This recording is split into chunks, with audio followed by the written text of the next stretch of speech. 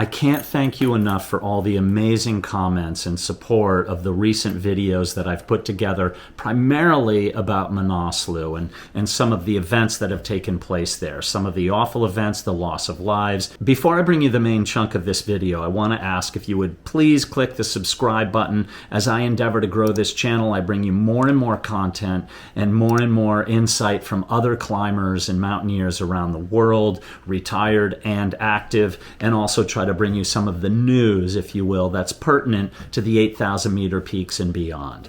And if you stick around, in a few minutes, I'm going to share with you a video that I know that you're going to want to see. So before I get to the main theme of this, which is to talk a little bit about Manaslu, or Manaslu, as some people have corrected me, I wanted to talk to you a little bit about some of the positive things that have been happening in the mountains, but not without telling you a little bit about this almost hilarious but quite pathetic story reported by Andrew Marshall in Explorer's Web. Man-eating wolves turn out to be friendly chamois. There were these women climbing in the Italian Alps, and they reported that there were these angry wolves approaching them and made them very frightened. And then they called a rescue, and then what they determined was that these were actually a small pack of chamois, which is a small native antelope primarily living on grass and bark and pine needles in the Alps.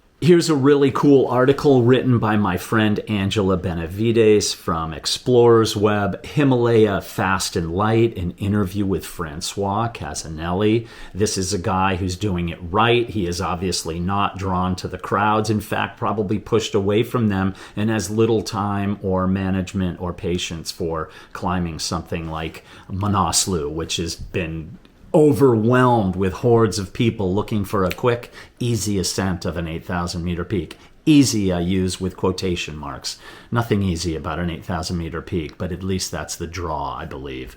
This article talks a little bit about a secondary peak that he was after called Churin Himal. It's a secondary point in the Dhaulagiri Massif. There are people doing it in the pure style, and here's a story about a first ascent in the crowded Khumbu Valley. Slovenian climber Matiha Volontar, partners Bor Leviknik and Ziga Orazem, they ended up bagging an amazing first ascent, basically in the shadow of the 8,000 meter peaks of the Khumbu. So it just kind of goes to show you that there's a lot of good climbing to be had away from the crowds, sometimes right under our noses. I myself have walked past peaks that have never been climbed before, and I suppose as I get older, those are the things that I should probably go back and return to.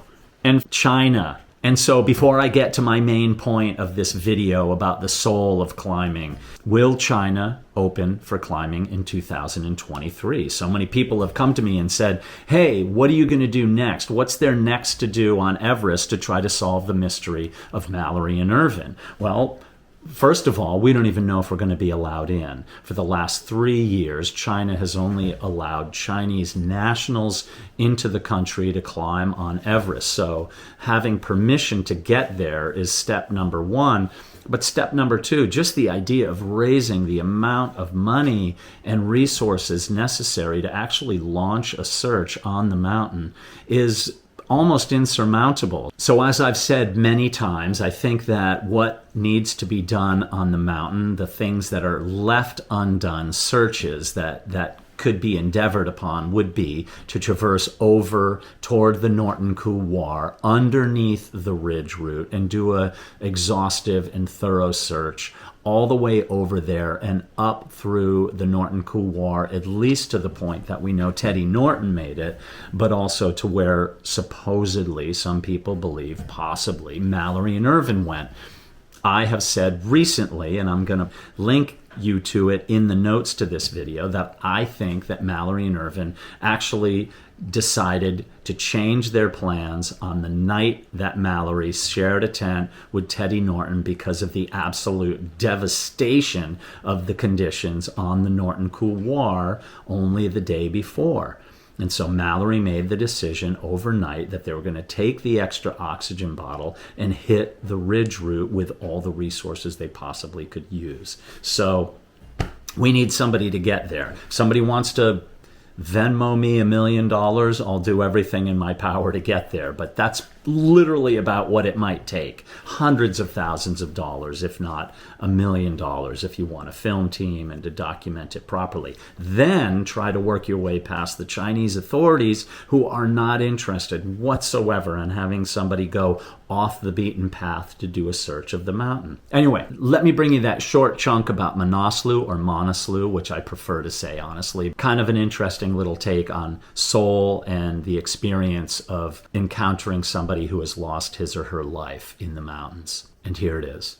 This is kind of cool. Manaslu means mountain of the spirit, and it's derived from a Sanskrit word, manasa, which means intellect or soul. And perhaps this year especially, the soul of the mountain was the last thing being considered, as so many people received permits to come and climb the mountain. And then the mountain, in some metaphorical way, shrugged its shoulders and said, not this year, it's not happening on my time.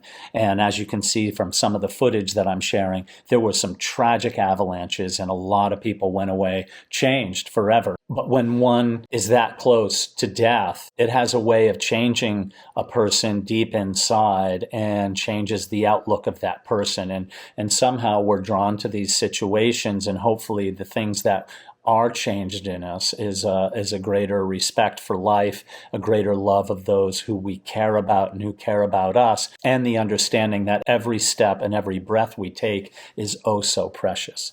In a second, a video is going to pop up on the screen that I know you're going to watch. Make sure you hit subscribe if you haven't done so already. I want to read your comments. I want to know your thoughts on these things. So to you and all your friends and family, take care of your fellow human beings that are beside you. Sometimes we pass by people who all they need to have their day made is just a gesture or a kind act. Have a great day. Be well. Take care of yourself and tell the people you love that you love them. Stay safe. Peace out, my friends.